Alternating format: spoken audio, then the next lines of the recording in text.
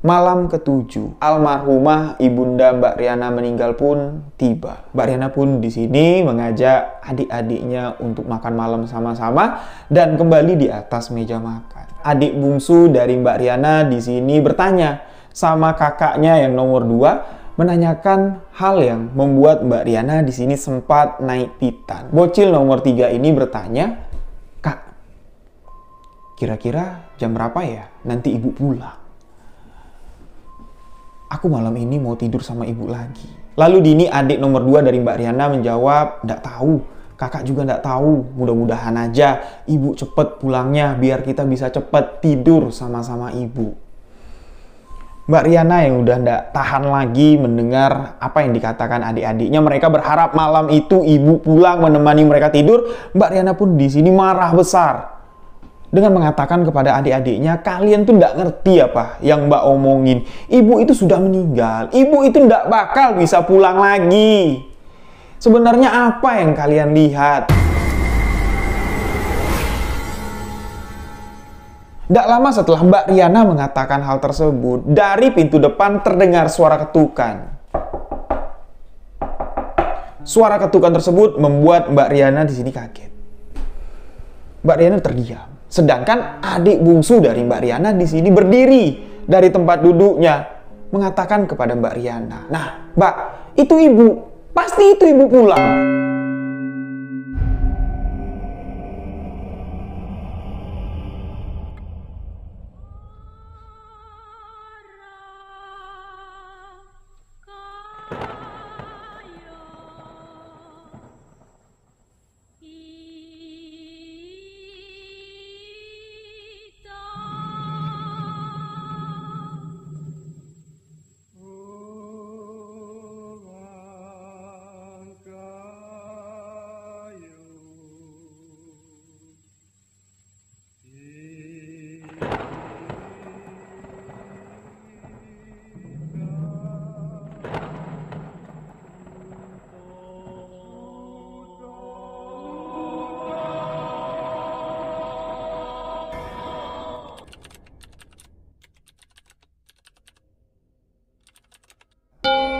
Dengan wajah yang riang gembira, kedua orang adiknya Mbak Riana di sini meminta kepada Mbak Riana, Mbak, bukain pintu Mbak, bukain pintu Mbak. Itu pasti ibu pulang, ibu pulang." Raut wajah kedua orang adik Mbak Riana terlihat sangat happy sekali, sangat senang sekali. Mereka yakin sekali kalau sosok yang ada di balik pintu depan yang mengetuk-ngetuk pintu itu adalah sosok ibu yang pulang ke rumah. Mbak Riana di sini nggak ngomong apa-apa sama adiknya. Karena Mbak Riana pun seketika merasa kayak ada yang aneh. Rasa takut ada, rasa penasaran ada, bingung pun ada. Lantas Mbak Riana di sini menyuruh kedua orang adiknya tenang. "Dah, kalian jangan berisik, duduk aja di sini, biar Mbak yang bukain." Mereka disuruh menunggu di meja makan. Mbak Riana pun di sini berjalan perlahan untuk mendekati pintu depan rumah tersebut. Namun baru beberapa langkah, kaki Mbak Riana melangkah untuk mendekati pintu depan tersebut. Suara ketukan kedua pun kembali terdengar.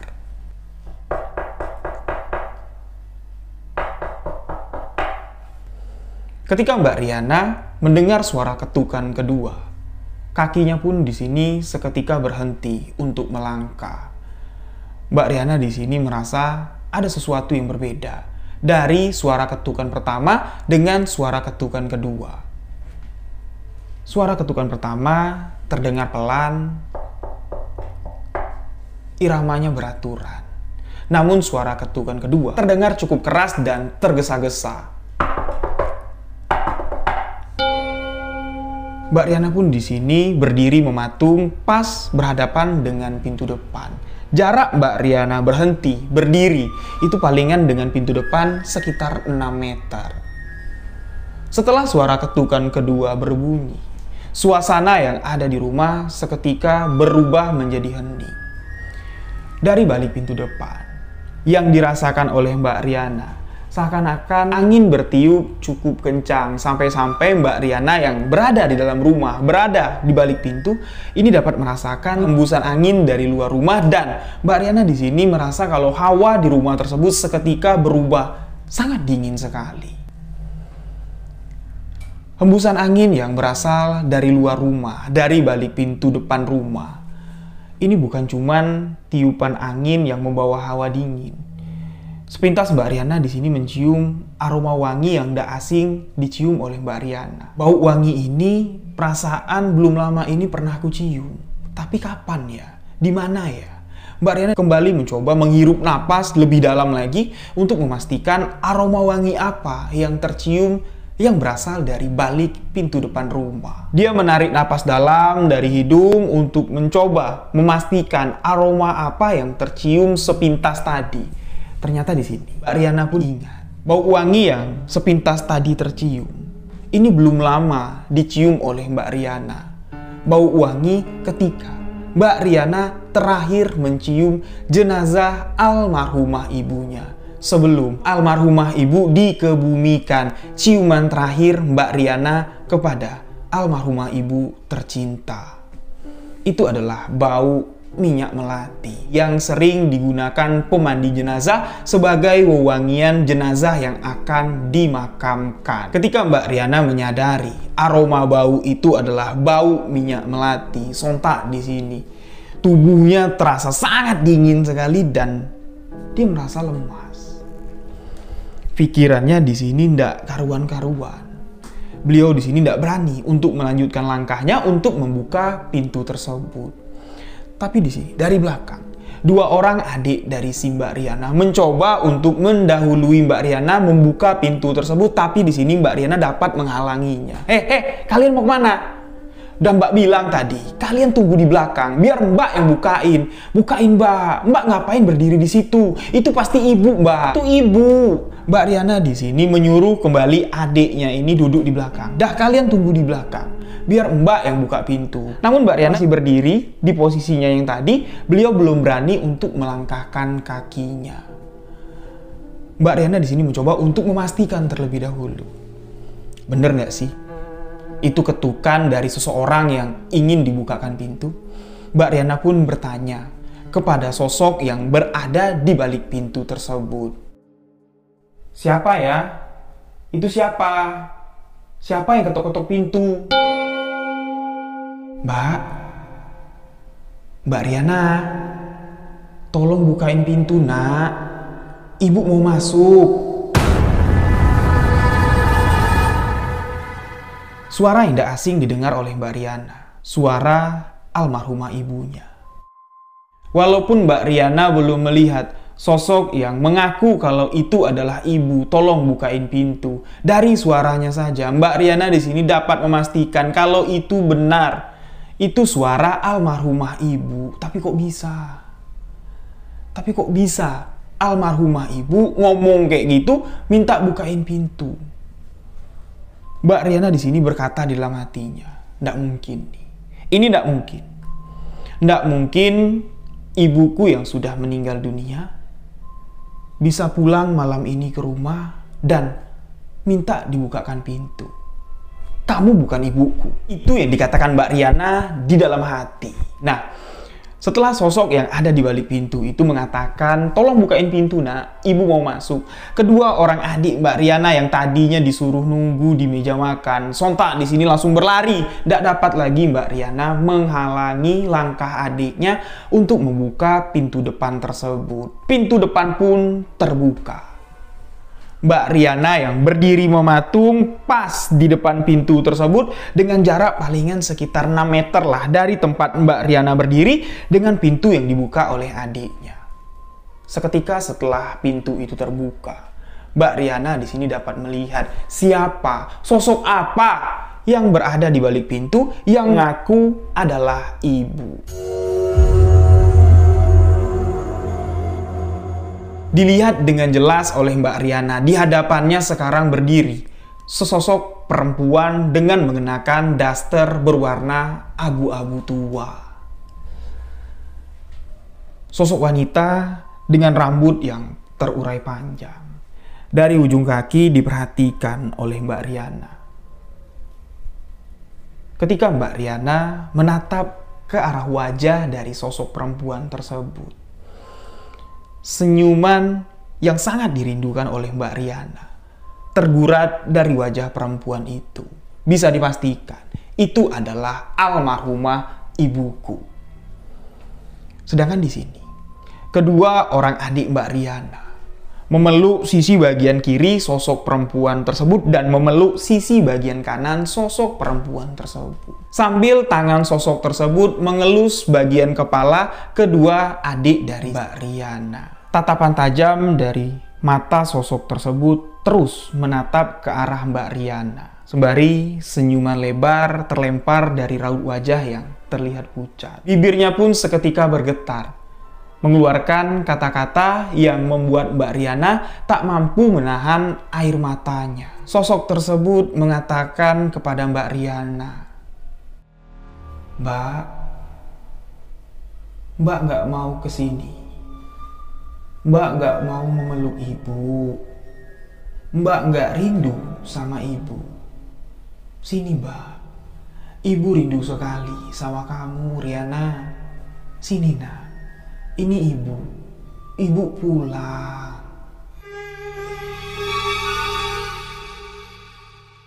Mendengar kata-kata yang keluar dari bibir seorang wanita yang sangat dirindui oleh Mbak Riana, sangat disayangi oleh Mbak Riana, di sini seketika membuat keyakinan Mbak Riana kalau sosok ibu itu nggak mungkin bisa balik ke rumah ini goyah. Dia pun melangkahkan kakinya maju untuk mendekati sosok tersebut. Namun baru 2 langkah kaki Mbak Riana ini melangkah. Sontak di sini, seperti ada bisikan dari dalam batinnya mengatakan, itu bukan ibu kamu. Nggak usah kamu kesana, itu bukan ibumu. Bisikan itulah yang menghentikan langkah Mbak Riana dan kembali di sini keyakinan itu muncul bahwa yang ada di hadapanku itu bukan sosok ibuku. Ibuku sudah mati, kamu bukan ibuku. Yang tadi dilihat oleh Mbak Riana, sosok tersebut adalah sosok perwujudan dari ibunya yang sempurna. Tidak ada gimmick-gimmick yang seram dari sosok yang ada di hadapan Mbak Riana. Wajahnya aja yang cuman terlihat agak sedikit pucat. Tapi setelah Mbak Riana di sini meyakinkan dirinya bahwa kamu bukan ibuku. Kamu bukan ibuku. Kamu sosok lain. Seketika wajah yang melemparkan senyuman manja kepada Mbak Riana ini berubah menjadi wajah yang sangat mengerikan sekali. Yang tadi tatapan tajam, tatapan seorang ibu yang menyimpan kerinduan seketika berubah menjadi tatapan dengan sorot bola mata yang merah menyala. Seakan-akan Mbak Riana dapat melihat perwujudan yang sebenarnya dari sosok yang menyerupai almarhumah ibuku. Rasa takut di sini mulai berkecamuk di dalam hati Mbak Riana. Tubuhnya yang tadi berdiri tegap mematung sekarang mulai gemetar. Gemetar menahan rasa takut dan cemas dengan keselamatan 2 orang adik Mbak Riana yang kini berada di pelukan sosok tersebut. Kedua orang adik Mbak Riana di sini terus memeluki sosok tersebut sambil mengatakan, "Bu, ibu jangan pergi lagi, Bu. Ayo Bu, masuk Bu. Ayo Bu, kita ke kamar Bu. Ayo Bu, kita tidur Bu." Mbak Riana ingin rasanya untuk mendekati sosok tersebut untuk menarik kedua orang adiknya agar tidak berada di dalam pelukan sosok itu lagi. Tapi semakin Mbak Riana ini yakin kalau itu bukan sosok ibu. Sosok yang ada di hadapannya semakin terlihat menakutkan, semakin terlihat mengerikan. Mbak Riana pun di sini tidak berani untuk mendekati sosok tersebut untuk menarik kedua orang adiknya. Dengan diri yang sekarang dipenuhi dengan rasa ketakutan, rasa cemas dan khawatir, tiba-tiba dari belakang ada yang menepuk pundak Mbak Riana yang membuat Mbak Riana sangat terkejut sekali. Astagfirullahaladzim. Ketika Mbak Riana menoleh ke belakang, ternyata yang menepuk pundaknya adalah Budi. Budi mengatakan kepada Mbak Riana, "Kenapa, Nduk? Kenapa kamu takut? Lihat tuh adik-adik kamu. Kamu tidak seneng apa melihat adik-adikmu ceria seperti itu? Kamu tidak seneng apa melihat ibumu pulang? Itu ibu kamu. Buang pikiran buruk kamu. Itu ibu kamu, Nduk. Wanita yang melahirkan kamu. Kenapa kamu harus takut? Nggak usah kamu takut." Nah, setelah si Budi mengatakan hal tersebut kepada Mbak Riana, Budi berjalan melewati Mbak Riana, mendekati sosok tersebut dan mengajak sosok tersebut masuk ke dalam rumah. Sosok ibu pun bergerak masuk melewati pintu depan sembari menintin kiri kanan tangan adik dari Mbak Riana. Ibu pun melewati Mbak Riana yang masih berdiri mematung. Di sini, Mbak Riana melihat kalau sosok ibu ini memiliki dua karakter yang cukup berbeda. Ketika Mbak Riana mengakui kalau sosok itu adalah sosok ibuku yang kembali pulang ke rumah, wajah dari sosok ibu ini tidak terlihat menyeramkan. Terlihat seperti wajah ibu seperti biasa. Cuman terlihat sedikit agak pucat. Tapi kalau di dalam hati kita mengatakan, yakin kamu bukan ibuku, wajah dari sosok ibu seketika berubah menjadi wajah yang sangat menyeramkan sekali. Ketika ibu melewati Mbak Riana yang berdiri mematung, di situ Mbak Riana melihat seperti ada dua wajah di dalam satu tubuh. Mbak Riana di sini cuma dapat memperhatikan, melihat kalau sosok itu membawa adik Mbak Riana masuk ke dalam kamar almarhumah ibu. Sedangkan Bude cuman mengantarkan sosok itu saja masuk ke dalam kamar, dan setelah itu Bude keluar kembali masuk ke dalam kamarnya. Setelah sosok ibu masuk ke dalam kamar bersama kedua orang adik Mbak Riana. Mbak Riana di sini dengan rasa takut yang sangat luar biasa sekali, beliau langsung masuk ke dalam kamarnya. Dengan tubuh gemetar, Mbak Riana mencoba untuk menenangkan diri. Beliau pun kembali keluar dari kamar menuju ke kamar mandi untuk mengambil wudhu. Setelah mengambil wudhu, masuk lagi ke kamar, Mbak Riana pun sholat. Selesai sholat, di sini Mbak Riana terkejut. Tiba-tiba di belakang sudah ada Bude. Ya, seakan-akan Bude sudah berdiri di belakang Mbak Riana di dekat pintu masuk kamar. Seakan-akan Bude ini dari tadi memperhatikan Mbak Riana yang sedang sholat. Lantas Mbak Riana di sini bertanyalah sama Bude, "Kenapa Bude?" "Nggak, Bude cuma mau ngomong sama kamu." "Ngomong apa?" kata Mbak Riana. "Kamu masih takut." "Takut apa?" tanya Mbak Riana. Takut melihat sosok ibumu yang pulang ke rumah." Spontan di sini Mbak Riana langsung menjawab, "Bukan Bude, itu bukan ibuku. Ibuku sudah meninggal dan ibuku tidak mungkin bisa pulang ke rumah. Aku yakin itu bukan sosok ibuku." Nah, ketika Mbak Riana spontan mengatakan hal seperti itu, si Bude pun di sini marah. Nada bicaranya pun mulai agak sedikit keras. Bude mengatakan, "Dasar kamu, ndak sadar diri, ndak tahu diri.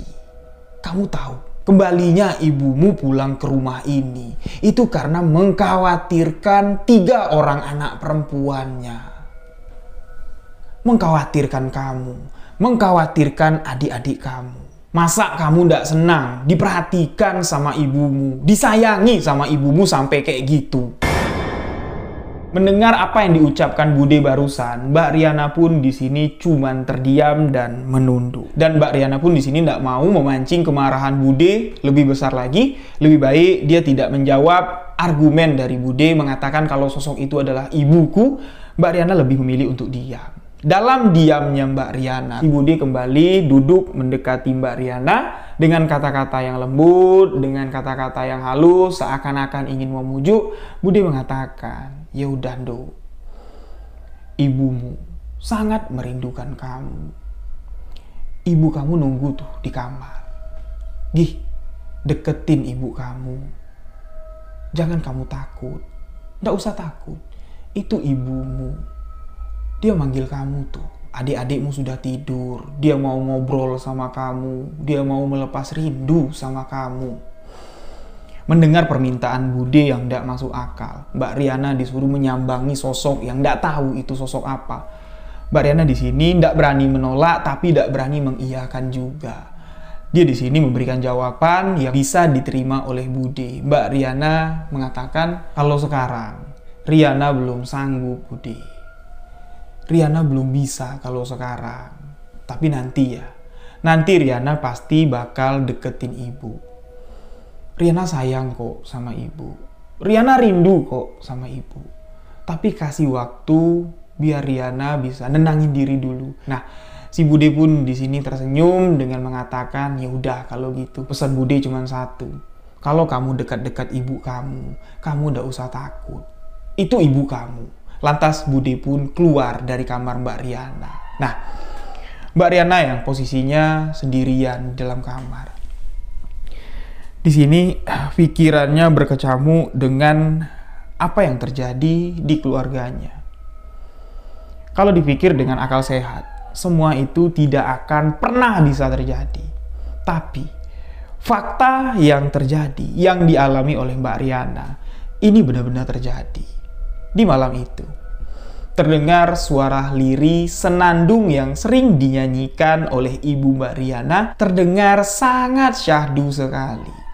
Membuat hati Mbak Riana di sini bergetar, seakan-akan ingin dekat dengan sosok ibu, ingin mendengarkan secara langsung senandung tersebut sambil berbaring di pangkuan sang ibu. Tapi di sini, di satu sisi, Mbak Riana sadar, Mbak Riana di sini yakin kalau itu bukan sosok ibu. Beliau pun di sini tidak berani keluar dari kamar. Ketika sudah mendekati waktu subuh, Mbak Riana semalaman ini tidak tidur dia. Tidak bisa tidur sama sekali. Suasana mencekam, hawa dingin yang dirasakan oleh Mbak Riana, mulai dari kemunculan sosok ibu masuk ke dalam rumah, ini seketika sirna. Ya, seperti kayak terbalik lah, yang mana biasanya semakin dekat subuh, hawa itu semakin terasa dingin. Ini tidak. Semakin mendekati waktu subuh, hawa dingin itu ya semakin hilang. Jadi suhunya kembali normal lagi. Dan suara yang ada di kamar almarhumah ibu ini sudah tidak terdengar lagi. Mbak Riana kembali berkata-kata dalam hati, apakah mungkin sosok perwujudan itu sudah keluar dari rumah ini, sudah meninggalkan tempat ini? Tapi untuk memastikannya, Mbak Riana belum berani. Setelah beliau menunaikan ibadah sholat subuh, barulah Mbak Riana di sini berani keluar kamar untuk melihat, ngintip di sela pintu kamar almarhumah ibu. Dari apa yang dilihat Mbak Riana, di dalam kamar sudah tidak terlihat lagi sosok penampakan almarhumah ibu. Di atas tempat tidur terlihat dua orang adik Mbak Riana sedang tertidur dengan pulasnya. Berarti benarlah apa yang dirasakan Mbak Riana tadi, bahwa sosok yang menyerupai ibu sudah tidak ada lagi, sudah meninggalkan rumah itu. Barulah di sini beliau dapat bernapas dengan lega, dengan satu harapan. Apa yang terjadi malam ini? Diharap Mbak Riana hanyalah sebuah mimpi. Tapi semua yang terjadi di malam itu yang dilalui Mbak Riana adalah sebuah kenyataan. Setelah melalui malam yang panjang, malam yang sangat mengerikan sekali, harapan dari Mbak Riana di hari itu bahwa malam nanti sosok tersebut tidak datang lagi, tidak bikin Mbak Riana mati ketakutan lagi. Namun apa yang diharapkan, apa yang diinginkan Mbak Riana ini tidak sesuai dengan yang diharapkannya. Sosok itu kembali datang di malam hari. Setelah Mbak Riana selesai makan malam dengan adiknya, dengan si Bibi, Mbak Riana di sini membereskan meja makan, membawa piring-piring kotor ke dapur, mau dicuci niat hatinya si Mbak Riana. Tapi ketika Mbak Riana berada di dalam dapur, adik-adiknya berada di dalam kamarnya, si Bibi berada di dalam kamar. Lagi-lagi Mbak Riana di sini mendengar suara ketukan dari pintu depan. Ketukan di malam itu sama seperti ketukan di malam sebelumnya. Sontak langsung ingatan Mbak Riana di sini kembali pada kejadian di malam yang lalu. Baru mendengar suara ketukan saja, di sini Mbak Riana langsung masuk ke dalam kamar. Dia takut kalau adiknya mendengar suara ketukan itu, adiknya keluar dari kamar, tiba-tiba buka pintu, Mbak Riana tidak sanggup untuk melihat sosok perwujudan almarhumah ibunya. Mbak Riana di sini meninggalkan cucian piringnya, dia langsung masuk ke dalam kamar, suara ketukan itu kembali terdengar lagi.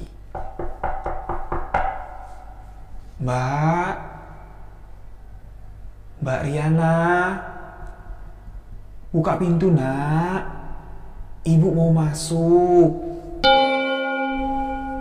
Karena posisinya, kamar Mbak Riana ini kan di bagian depan rumah. Jadi kalau ada aktivitas di luar pintu depan rumah. Ini terdengar jelas dari kamar Mbak Riana. Tidak lama sosok itu menyeru, minta tolong bukain pintu. Terdengar pintu kamar sebelah terbuka. Mbak Riana di sini feelingnya yakin kalau adik Mbak Riana ini juga mendengar ketokan dan seruan tersebut. Mereka bergegas keluar dari kamar untuk membuka pintu depan untuk menyambut kedatangan ibu pada malam itu. Nggak lagi Mbak Riana di sini. Ketika terdengar pintu depan terbuka, suara riang dari adik-adik Mbak Riana menyambut sosok yang mereka katakan ibu. Ini terdengar jelas sekali. Ini membuat Mbak Riana kembali ketakutan. Tubuhnya seketika gemetar. Ditambah lagi, ketika sosok itu dirasa Mbak Riana sudah masuk ke dalam rumah, hawa dingin dan aroma wangi dari minyak melati tercium sangat pekat sekali. Semakin membuat Mbak Riana tidak berani untuk keluar dari kamarnya. Mbak Riana pun di sini mencoba untuk tidur pada malam itu. Dia berbaring di atas tempat tidurnya, menarik selimut, tapi baru saja mata Mbak Riana ini baru mau terpejam, Mbak Riana dibangunkan oleh bibinya. Bibi ngetok pintu kamar dan langsung membuka pintu. "Duk, kamu tidur?" "Nggak, Bi, belum, baru mau." "Oh, Bibi kira kamu udah tidur." "Ada apa, Bi?" "Nggak, ibumu sudah pulang." "Iya, tadi aku dengar kok suara adik-adik." "Loh, kok cuman denger aja suara adik-adik? Kenapa kamu nggak ikut nyambut kedatangan ibu kamu? Adik-adikmu sudah tidur tuh. Ibu kamu manggil. Dia mau ketemu sama kamu. Dia rindu sama kamu. Gih, ke kamar, Gih.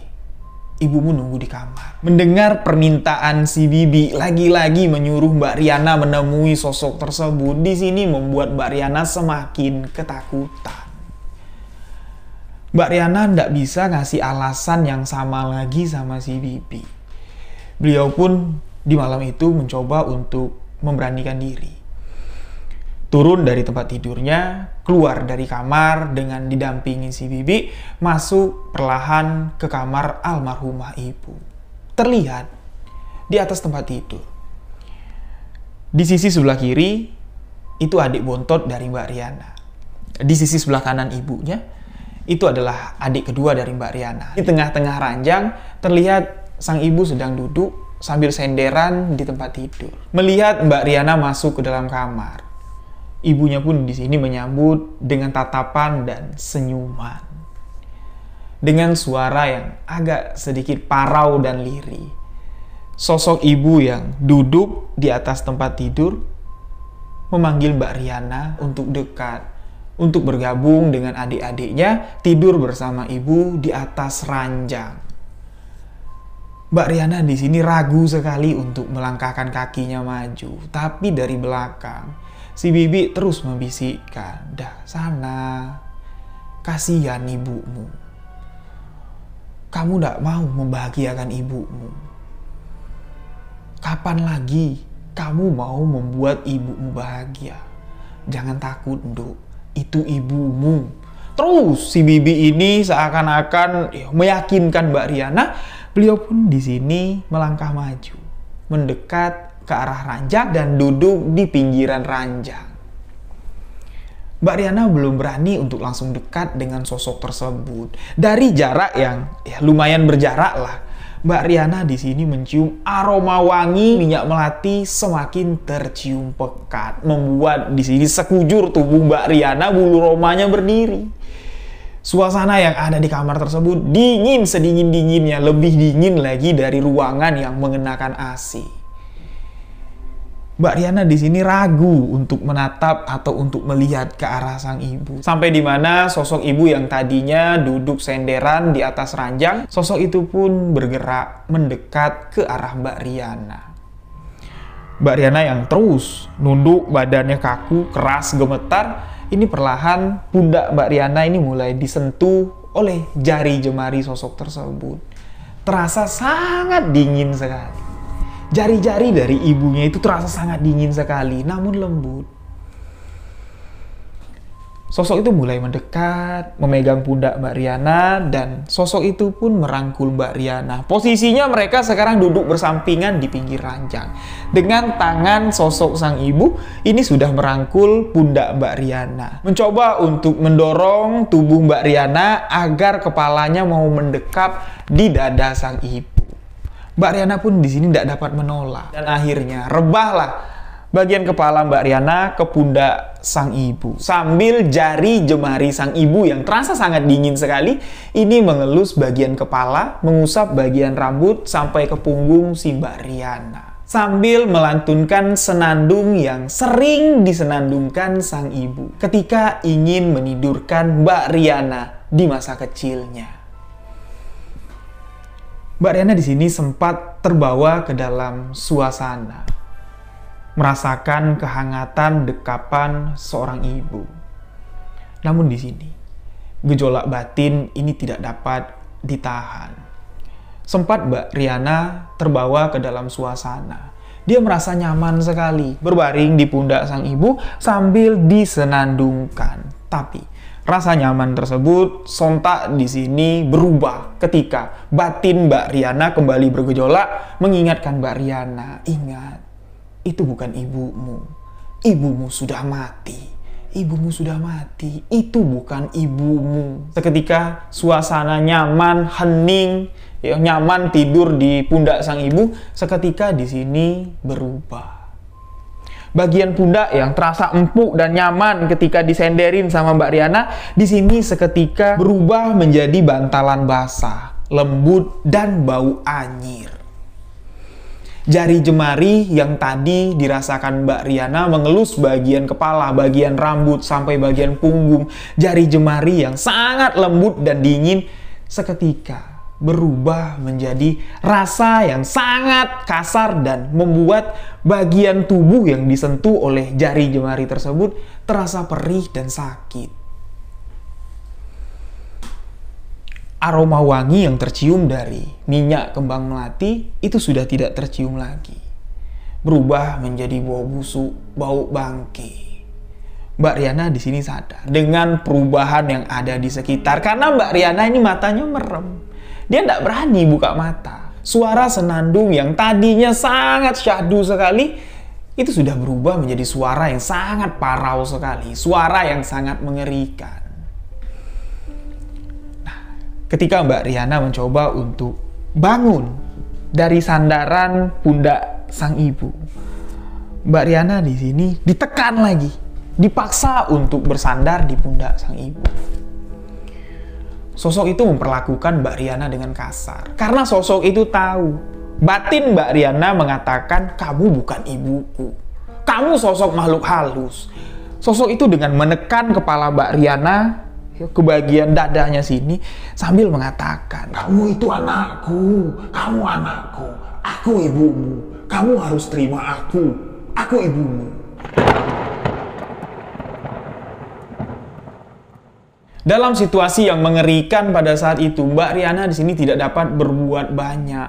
Dia mau teriak tapi takut nanti adik-adiknya bangun. Dia mau teriak pasti nanti bibi bakal marah.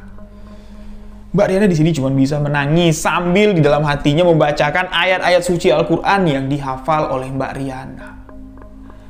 Sosok itu terus menekan kepala Mbak Riana ke dadanya, menyuruh Mbak Riana untuk tidur di pelukannya. Pada saat itu Mbak Riana belum berani untuk membuka matanya, belum berani melihat sosok apa sih sebenarnya yang memaksaku untuk tidur di dalam pelukannya. Sampai di mana? Seketika keberanian di dalam diri Mbak Riana spontan saja timbul. Dia di sini seolah-olah memiliki kekuatan lebih lah untuk memberontak, untuk bisa keluar dari pelukan sosok tersebut. Mbak Riana pun terlepas dari rangkulan sosok yang mengerikan sekali ketika Mbak Riana membuka matanya. Sosok yang ada di samping sebelah kiri Mbak Riana yang tadi memeluk Mbak Riana itu layaknya seperti wewe gombel. Bagian dada yang disandarin sama Mbak Riana itu layaknya seperti daging yang sudah busuk. Jari jemari yang mengelus lembut yang dirasakan oleh Mbak Riana itu seperti tulang tengkorak dengan bagian ujung yang sangat runcing sekali. Sadar Mbak Riana dengan sosok yang mengerikan itu nyata ada di sampingnya, Mbak Riana pun di sini berlari keluar kamar. Mbak Riana di sini masuk ke dalam kamarnya, mengunci pintu dan berbaring di atas tempat tidur. Tidak lama Mbak Riana ini masuk ke dalam kamar. Tiba-tiba pintu kamarnya ada yang menggedor. Dengan suara ketukan yang sangat keras sekali. Mbak Riana berpikir kalau yang ketuk-ketuk pintu itu adalah sosok yang menakutkan tadi. Ternyata tidak. Ternyata itu adalah bibi dari Mbak Riana. Dok! Dok! Hei, kamu di dalam ya? Buka pintunya! Hei, buka dulu pintunya! Bibi mau ngomong sama kamu. Dengan nada bicara yang sangat menakutkan sekali, si bibi membuat Mbak Riana semakin ketakutan. Mbak Riana tidak menjawab apa yang diseru sama si bibi. Seakan-akan dia tidak dengar. Karena Mbak Riana di sini sudah tahu. Bibi ini mau ngapain? Pasti mau marahin Mbak Riana. Karena beliau tidak menuruti apa yang dikatakan oleh si bibi. Tidak mau mengakui sosok itu sebagai ibu. Singkat cerita, malam itu menjadi malam yang sangat mencekam sekali. Lalu setelah pagi hari, setelah terdengar di luar kamar suara adik Mbak Riana sudah ada, berarti adiknya sudah bangun. Karena Mbak Riana ini tidak berani keluar dari kamarnya, takut ketemu sama bibi. Kalau ketemu sama bibi pastilah diomelin. Jadi Mbak Riana nunggu bibi ini pagi pergi ke pasar, barulah di sini Mbak Riana berani keluar kamar. Langsunglah Mbak Riana di sini mengganti pakaian adiknya, adik Mbak Riana. Kedua orang adik Mbak Riana ini dibawa keluar dari rumah, dibawa untuk menemui ayah mereka.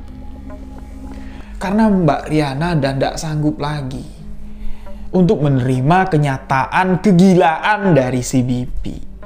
Memaksa Mbak Riana percaya kalau ibunya kembali dari kematian. Lalu setelah mereka bertemu dengan ayahnya, Mbak Riana di sini tak kuasa menahan air mata.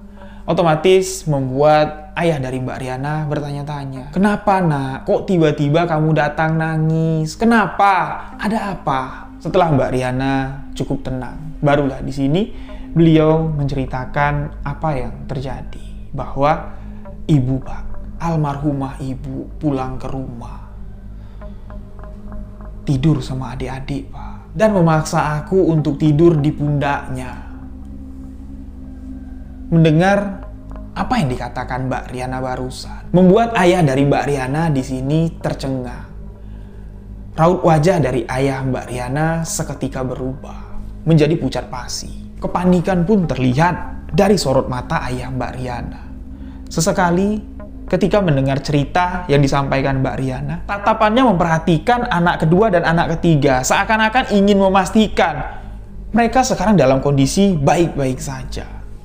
Dan seakan-akan apa yang diceritakan oleh Mbak Riana ini itu sudah diketahui oleh ayah dari Mbak Riana. Dan ternyata apa yang terjadi yang dialami oleh Mbak Riana, itulah sebuah gambaran peristiwa yang sudah diprediksi oleh ayah Mbak Riana akan terjadi dari jauh-jauh hari yang lalu. Sebuah peristiwa yang akan terjadi di keluarga mereka karena ulah dari ibu dan bibimu. Kamu mau tahu nak, alasan ayah cerai sama ibu kamu? Itu bukan karena ayah ndak mau tinggal sama ibu kamu lagi karena ayah ndak cinta sama ibu kamu, bukan. Memang ayah ndak mau lagi tinggal sama ibu kamu. Dengan perilaku, sikap, dan ritual-ritual aneh yang dilakukannya bersama bibimu. Itulah yang membuat ayah ndak nyaman. Sekarang gantian, Mbak Riana yang kembali tercengang. Hah? Ritual apa? Kelakuan apa yang aneh dari ibu? Tidak semua yang ada di rumah itu dapat kamu lihat. Tidak semua apa yang dilakukan ibumu itu kamu ketahui. Bahkan ketika ayah mengetahui apa yang disembunyikan ibu dan bibimu, ayah saya tercengang, merasa tidak percaya dengan apa yang telah mereka lakukan. Apa ya? Apa ya? Kata Mbak Riana. Nah, barulah di sini sang ayah bercerita. Kenapa alasan ayah bercerai dengan ibumu? Dan kenapa ketika ibumu sakit parah, ayah tidak mau melihat kondisi ibumu? Karena ayah sudah bilang baik-baik sama ibumu. Buang semua yang kamu pakai. Buang ilmu yang kamu anut. Buang pendamping gaib yang kamu pelihara. Nggak ada gunanya. Nggak ada gunanya untuk kehidupan kamu. Tapi ibumu nggak percaya. Dia sangat yakin sekali dengan apa yang dilakukannya. Ayah mengetahui apa yang dilakukan oleh ibumu. Ini setelah adik ketiga kamu lahir. Setelah si bontot lahir. Awalnya ketika ayah mengenal ibumu, berpacaran, menikah, melahirkan kamu, melahirkan adik kedua kamu, semuanya berjalan baik-baik saja. Ibumu rajin ibadahnya, sholat tidak pernah tinggal, ngaji, pergi pengajian. Tapi setelah melahirkan adik ketiga kamu, ibumu berubah 180 derajat. Ibumu lebih percaya dengan jimat-jimatan, ibumu semakin fanatik dengan kekuatan magis. Semuanya berawal ketika ibumu mengandung adik ketiga. Memang pada saat mengandung si bontot, ibumu diganggu oleh sosok makhluk gaib. Ada yang mengatakan sosok yang mengganggu ibumu adalah kuyang. Ada yang mengatakan sosok yang mengganggu ibumu adalah palasik. Ada juga sosok yang mengganggu ibumu itu genderuwo. Karena sosok-sosok makhluk astral tersebut tertarik dengan janin yang dikandung oleh ibumu. Kerap kali ketika ibumu hamil muda, beliau mengalami kejadian-kejadian aneh. Misalnya lagi mandi, tiba-tiba ada sosok perempuan yang muncul di hadapan ibumu yang sedang mandi. Teriak ibumu, keluar dari kamar mandi berlari, hampir adikmu keguguran. Ketika sedang tidur, ibumu mimpi dikejar sama orang pakai pisau, mau nusuk perutnya. Ketika bangun, perut ibumu terasa sakit dan nafasnya ngos-ngosan, keringat keluar seakan-akan ya ibumu kayak abis lari. Nah, dari peristiwa-peristiwa itu, ya, ayah sudah membawa ibumu Pak Ustadz, didoain sama Pak Ustadz, diruqyah sama Pak Ustadz.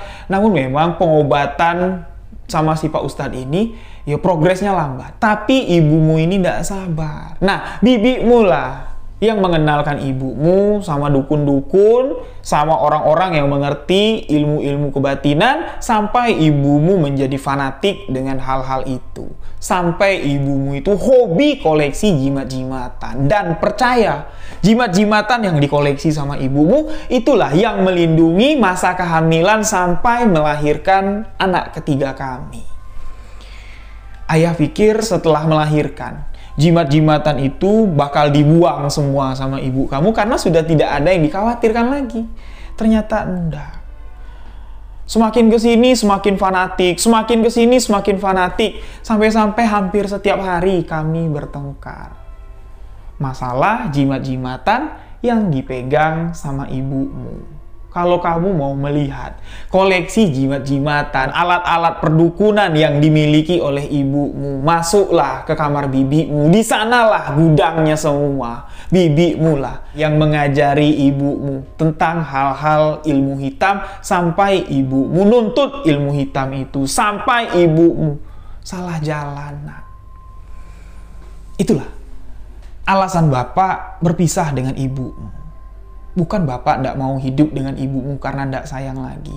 Ayah udah tidak kuat lagi.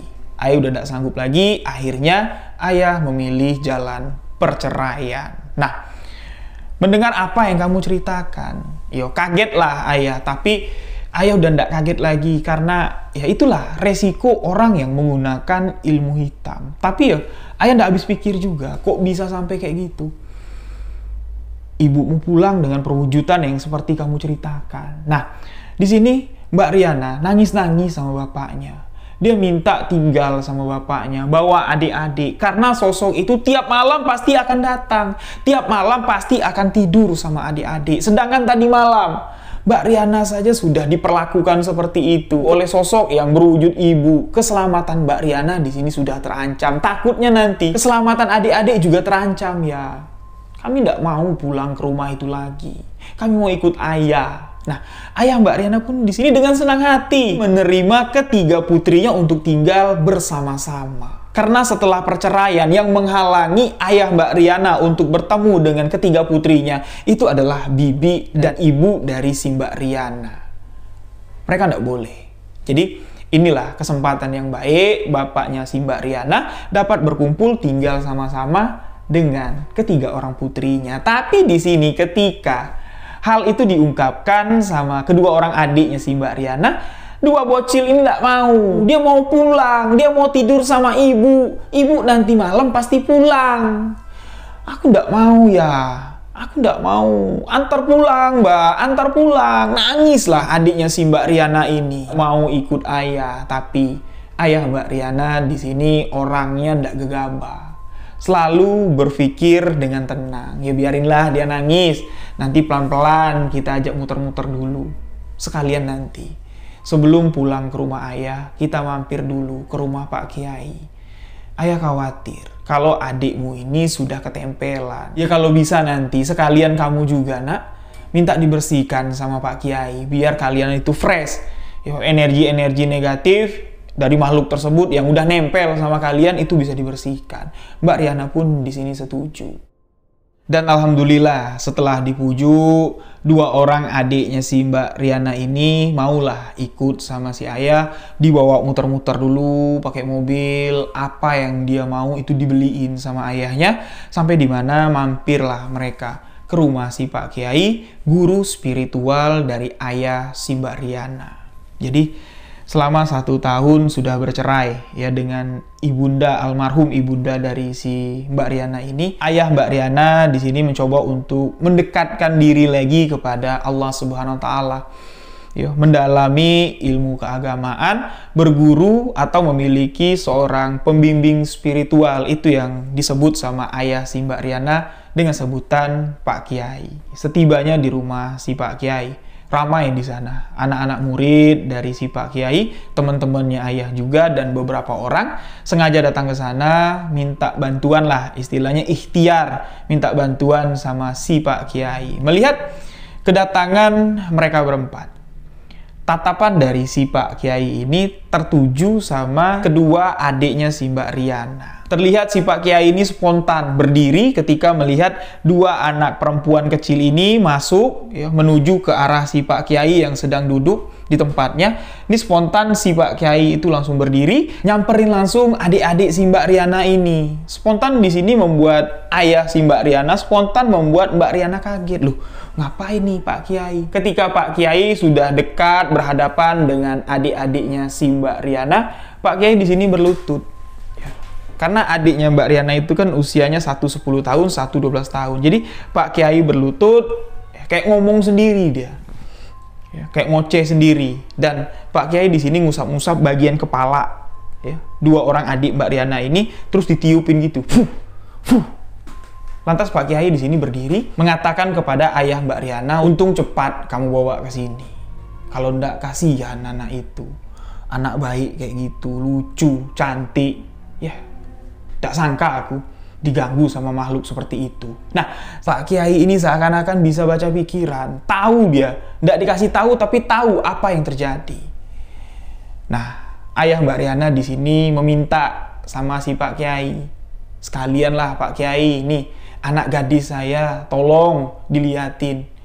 Ada apa-apanya ndak? Saya khawatir. Nah, si Pak Kiai di sini geleng-geleng kepala. Dia bilang, ndak, kalau yang ini ndak. Kalau yang ini ndak apa-apa. Ya kan? Kamu ndak apa-apa kan? Kamu tahu kan apa yang kamu lihat, apa yang ada tuh kamu tahu. Mbak Riana pun di sini nganggu, ngerti dengan apa yang dimaksud oleh Pak Kiai. Nah, pada saat itu kan tamu-tamu si Pak Kiai ini lagi rame. Pak Kiai bilang sama ayahnya si Mbak Riana, nanti nunggu yang lain pada bubar, baru kita ngomong. Soalnya ini kan masalah keluarga kamu, rumah tangga kamu. Nggak enak nanti didengar orang. Nah, mereka pun di sini menunggu. Kurang lebih sekitar 4 jam lah, baru semuanya udah pada bubar, barulah di tempat kayak aula di rumah si Pak Kiai ini, barulah di situ mereka berbicara. Mbak Riana disuruh menceritakan semua apa yang terjadi. Pak Kiai di sini menyimak, dan setelah Pak Kiai menyimak, Pak Kiai pun di sini mencoba menjabarkan apa yang dilihat Mbak Riana, apa yang dituju oleh sosok tersebut. Kenapa sosok itu memperwujudkan dirinya mirip sama ibu kamu? Kenapa dia pulang kepingin deket sama anak-anaknya, kepingin tidur sama kamu? Itu kenapa? Dijabarkan semua oleh Pak Kiai. Tadi sudah diceritakan sedikit sama ayahnya si Mbak Riana bahwa asal mula peristiwa ini, kejadian ini adalah kecanduan ilmu hitam ya yang dirasakan oleh ibunya si Mbak Riana ketika dapat membuktikan kekuatan gaib dengan jimat-jimat ketika mengandung anak ketiga. Nah, setelah itu menjadi kecanduan, bahkan sampai nuntut menganut aliran ilmu hitam. Itulah yang membuat kehidupannya menjadi menderita sendiri. Ibaratnya ya kita minum racun sendiri, mati bukan diracun orang, tapi udah tahu itu racun, kita minum ya habislah badan, matilah. Racun diminum ya mati, kata Pak Kiai. Udah tahu ilmu hitam, itu dianut, ya habis. Badan kita bakal habis dan kita akan mati dikuasai oleh ilmu tersebut.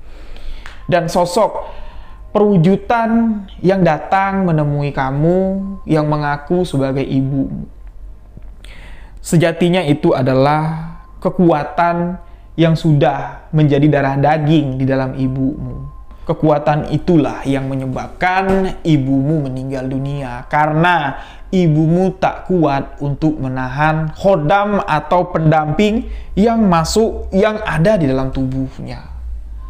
Sosok itulah yang dipercaya oleh ibumu akan memberikan kekuatan dengan perjanjian. Ketika batas perjanjian kekuatan yang diberikan oleh sosok gaib tersebut ini tidak dapat diselesaikan, maka orang yang menganut ilmu tersebut ini akan kembali dihidupkan. Itu sebenarnya bukan sosok ibumu, tapi sosok yang menyerupai ibumu, persis dengan apa yang kamu lihat. Seburuk itulah, seseram itulah sosok yang mengaku ibumu. Jadi ayah dari Mbak Riana di sini bertanya sama si Pak Kiai. Jadi gimana Pak Kiai untuk menyelesaikan permasalahan ini? Apakah sosok itu akan abadi selamanya menempati rumah itu, selamanya menghantui anakku, atau teror ini bisa diselesaikan? Pak Kiai mengatakan tidak ada yang tidak dapat diselesaikan atas seizin Allah Subhanahu wa Ta'ala. Apalagi yang berurusan dengan jin, setan, dan iblis. Insya Allah pelan-pelan nanti kita akan selesaikan ya. Kamu jangan takut lagi. Kasihan tuh adik-adik kamu. Semakin kamu ketakutan, adik-adikmu akan merasakan energi di tubuhnya itu terserap. Karena sosok itu akan memperlihatkan wujud aslinya ketika kalian takut melihat sosok penampakan itu. Nah, Pak Kiai di sini mengatakan untuk menyelesaikan teror ini, menyelesaikan sosok itu balik ke rumah, penampakan itu balik ke rumah, ini harus mencari orang yang membangkitkannya. Menurut apa yang dirasakan oleh Pak Kiai dari apa yang diceritakan oleh Mbak Riana, ini Pak Kiai mencoba untuk meresapi dan melihat dengan dimensi lain atau dengan kebatinannya, bahwa hal ini bermula ketika di prosesi pemakaman almarhumah ibumu. Ada benda-benda yang sengaja dikuburkan serentak dengan menguburkan jenazah tersebut, dengan keyakinan-keyakinan ilmu hitam akan kebangkitan seseorang yang telah mati agar bisa kembali ke rumah. Ketika kita sudah menemukan orang yang sengaja melakukan hal jahat seperti itu, barulah permasalahan ini bisa diselesaikan. Langsung di sini ya, si Mbak Riana ini nalar, terbayang langsung wajah si Bibi. Bapaknya sudah tahu sebenarnya ini adalah ulah si Bibi yang melakukan itu semua kepada almarhumah ibumu. Alhamdulillah setelah bertemu dengan Pak Kiai, semuanya sudah menjadi terang, bahkan solusinya sudah didapat. Sepulangnya dari sana, mereka ini tidak pulang ke rumahnya si Bibi lagi. Mereka pulang ke rumah ayahnya si Mbak Riana. Semalam mereka menginap di sana. Di malam pertama, teror dirasakan oleh adik-adik si Mbak Riana. Seperti biasa. Ketika mau tidur, dia mencari ibu. Yang mana di rumah ayah kan tidak ada ibu. Ayahnya di sini mencoba menjelaskan bahwa ibu kalian tuh sudah tidak ada. Ibu kalian tuh sudah meninggal dunia. Dan di rumah Pak Kiai. Ketika pulang mereka ini diberikan air aqua yang sudah doakan. Nah, ketika nanti anak-anakmu ini ingat dengan ibunya, usapkan air ini di bagian dahinya mengenai kelopak mata, tarik ke atas sampai ke bagian ubun-ubun. Insya Allah nanti keinginan mereka untuk bertemu ibu yang mereka katakan ini lambat laun akan hilang. Mereka tidak akan melihat sosok ibu lagi, tapi mereka akan melihat sosok yang sejatinya yang menyerupai ibu mereka. Yang membuat mereka ini ingat terus sama ibu, ingat terus sama ibu. Itu adalah kekuatan dari makhluk gaib tersebut. Ingin nempel terus sama anak kamu, ingin dekat terus sama anak kamu. Nah, hal itu pun dilakukan oleh ayahnya si Mbak Riana. Diusaplah bagian kening, kena kelopak mata, ditarik ke ubun-ubun atas. Tidak lama, kira-kira sekitar 15 menit lah. Air itu diusap, adik-adik si Mbak Riana di sini mulai meringis kayak ketakutan. Tubuhnya gemetar, wajahnya pucat, matanya sangat liar sekali. Ditanya sama ayahnya Mbak Riana, "Kenapa, Dek? Kenapa?" Tidak jawab dia. Terus dia ngelihat seakan-akan yang dilihatnya itu adalah sosok yang menakutkan sekali. Mbak Riana sadar, ayah Mbak Riana sadar. Mereka telah melihat sosok gaib yang mengikuti mereka, yang mereka katakan ibu. Adik-adik Mbak Riana pada malam itu semuanya tidak bisa tidur, nangis ketakutan. Dan di saat itulah, di saat mereka ketakutan mengetahui fakta yang sebenarnya, barulah di sini mereka sembari diberikan penjelasan bahwa yang kalian lihat itu bukan ibu. Ibu sudah tidak ada.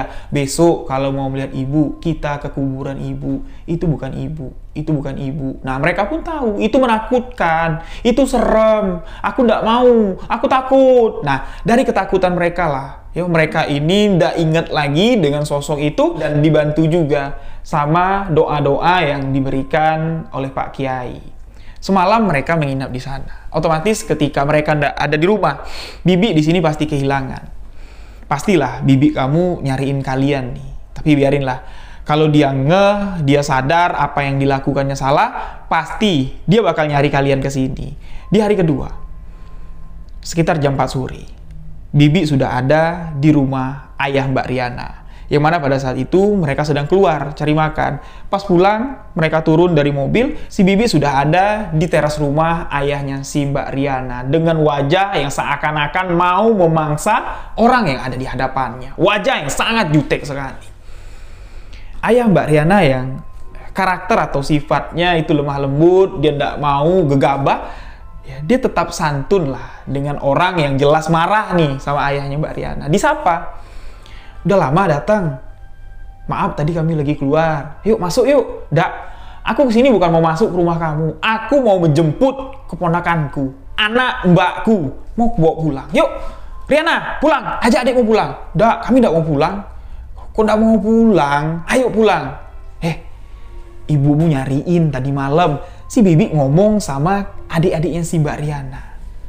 "Ibumu nyariin tadi malam. Kamu kemana? Yuk, pulang yuk.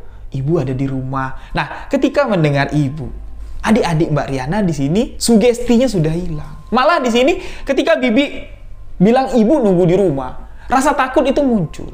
Mereka ngumpet di belakang ayahnya si Mbak Riana. Dan ayahnya si Mbak Riana mengatakan, "Sudahlah. Apa yang kamu lakukan sama almarhumah, sudah. Ini udah selesai. Jangan bawa anak-anak kami. Jangan bawa anakku. Kalau kamu mau meneruskan apa yang kamu anggap benar, silahkan. Itu urusan kamu. Tapi mulai hari ini, ketiga orang putriku, aku yang mengasuhnya. Tinggal di sini bersamaku. Aku tidak bakal ngizinin ketiga orang putriku balik ke tempat kamu. Balik ke tempat yang dihuni oleh sosok makhluk gaib yang kamu bilang itu adalah ibu mereka. Kami sudah tahu semua apa yang telah kamu lakukan. Sekarang, mumpung kita ketemu, bapaknya si Mbak Riana di sini minta baik-baik, tolonglah, kasihan sama mbakmu. Mbakmu sudah meninggal. Jangan lagi kamu sangkut pautkan dengan kekuatan gaib ilmu hitam yang kalian anut. Dia sudah meninggal, sudah. Pasti kamu yang punya ulah kan? Kamu yang menyebabkan semua ini terjadi. Marah di sini bibinya si Mbak Riana. Kamu jangan sembarangan menuduh. Mbakku meninggal dunia itu gara-gara kamu. Gara-gara kamu ninggalin dia. Nah, jadi sekarang saling tuding ya, saling tuduh. Tapi Mbak Riana di sini sudah tahu sebuah kebenaran.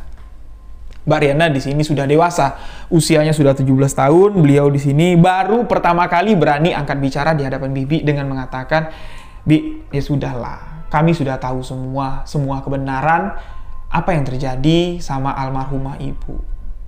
Ibu orang baik. Aku sayang sama ibu. Adik-adik juga sayang sama ibu. Tapi Bibi yang nggak sayang sama ibu." Mbak Riana pun langsung masuk ke dalam rumah, membawa adik-adiknya masuk. Bibi dari Mbak Riana pun di sini pulang dengan tangan kosong.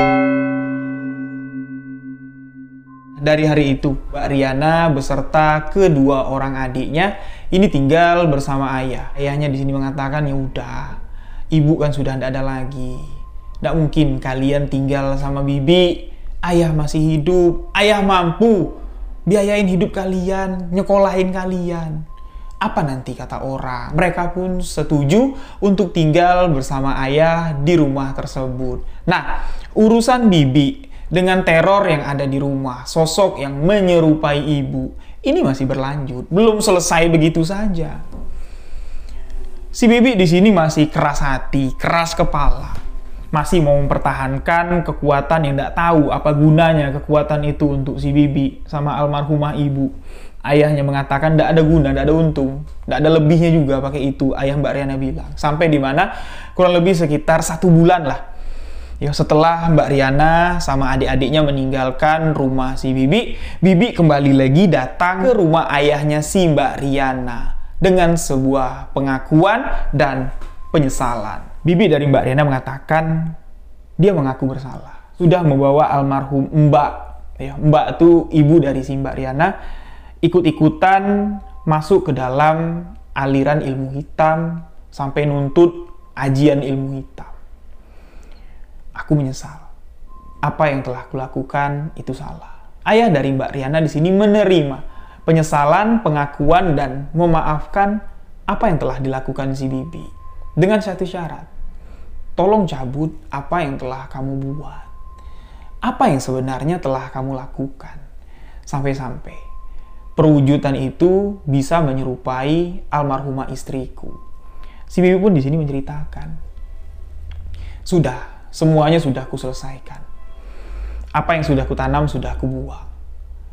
Ketika pemakaman dari almarhumah Mbak, ibu dari si Mbak Riana, sengaja di sini di bagian bawah batu nisan, ketika menancapkan batu nisan, itu di bawahnya itu ada yang ditaruh sama si Bibi di bagian kepala dan di bagian kaki.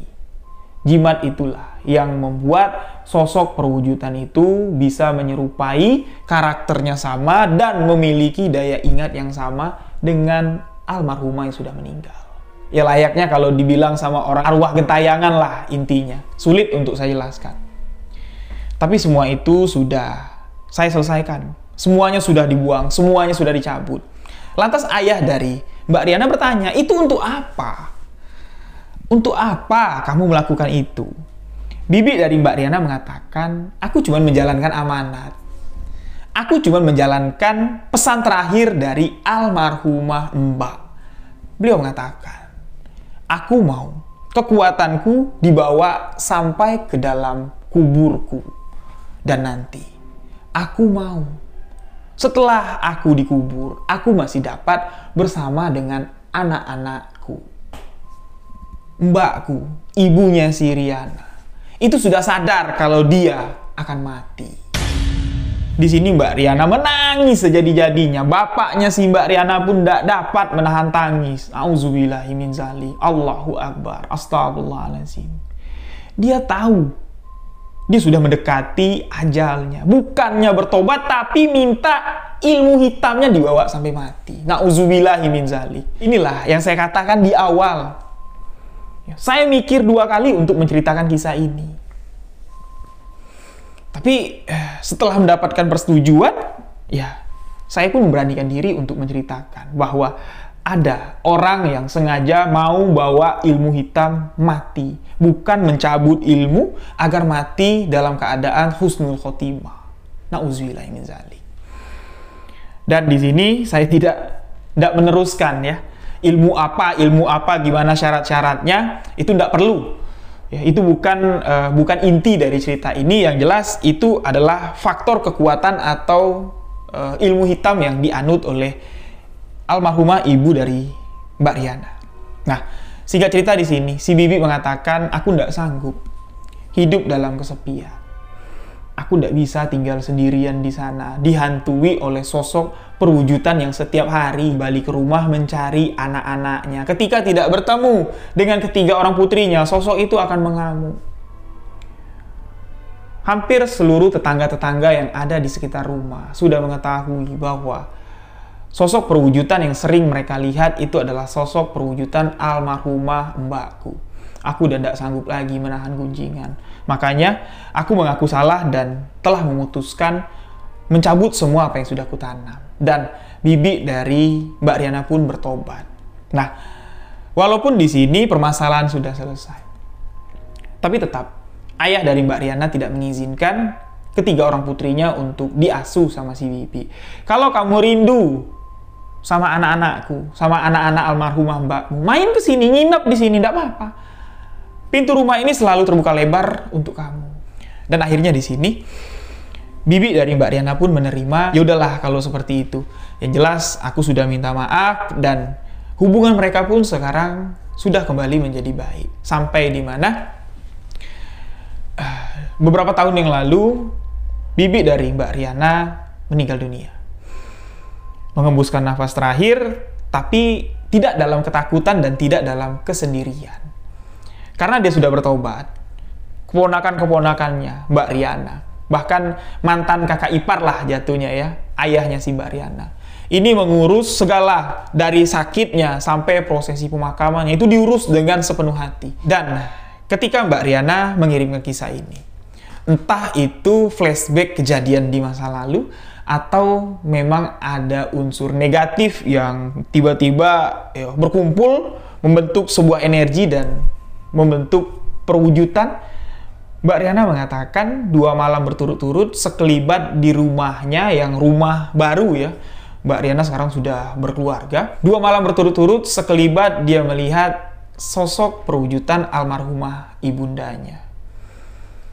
Di rumah tersebut warawiri tapi tidak kontak sama Mbak Riana. Ketika nampak perwujudannya, sosok itu menghilang. Apakah itu bawaan ketika Mbak Riana kembali mengingat menceritakan kisah ini, atau memang ada kaitannya dengan cerita ini mengundang energi gaib tersebut untuk kembali hadir? Wallahu a'lam bishawab. Nah, demikianlah sebuah kisah misteri kali ini. Terima kasih untuk sahabat yang telah memberikan dukungan, memberikan support agar channel ini dapat berkembang. Mohon maaf jika ada salah kata, salah ucap dalam penyampaian kisah ini. Untuk sahabat yang punya cerita, boleh kirim ke alamat email sebuahkisahmisteri@gmail.com.